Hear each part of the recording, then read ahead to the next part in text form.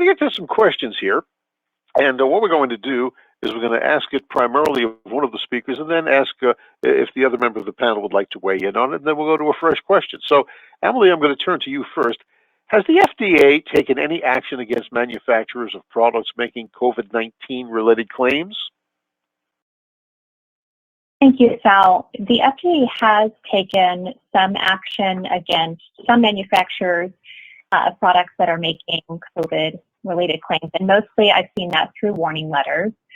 So, for example, something that comes to mind is the FDA sent warning letters to some manufacturers and sellers of dietary supplements, claiming those products can prevent or treat COVID. And the hand sanitizer lawsuits that I mentioned earlier often cite to a warning letter sent by the FDA to one hand sanitizer manufacturer. That was in early 2020. And that letter stated that the FDA was not aware of adequate and well-controlled studies demonstrating those products' claims about killing 99.99% of germs. Again, that letter was not specific to COVID. It was just general with respect to the hand sanitizer. But the FDA has taken some action that I've seen in the form of warning letters as to products making COVID-specific claims, and then also outside of the COVID-specific context, but related to hand sanitizer manufacturers and the same ones involved, at least one of the ones involved in the lawsuits that I discussed earlier. And then I've also seen, you asked about FDA, but I've also seen examples of other agencies like the DOJ taking action against manufacturers or sellers of products that are making claims about the product curing or mitigating or treating COVID-19 or other diseases.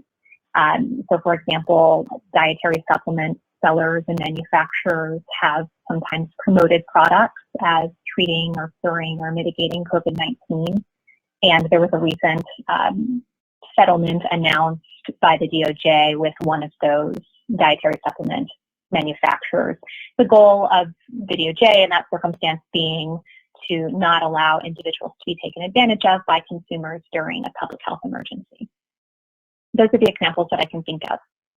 Thank you, Emily. Tom, would you like to add anything to that, or should we go to a fresh question for you?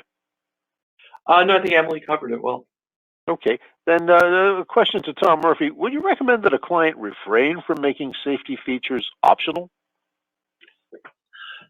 Not necessarily. I think they just need to be aware of the potential risks and claims when doing so, and that by having an optional safety feature, obviously you've provided a reasonable alternative design to a potential claimant. That said, as long as your product is reasonably safe, there's lots of reasons why it may make sense to have it be an optional feature. And it may also make sense not just you want to see how it goes, see if it's popular. You may not want to widely distribute it in the first instance. So I think ultimately it's a business decision. I wouldn't blanketly recommend that they refrain from doing so. I think it is just important to note that having a safety feature be optional is a potential liability they need to be aware of.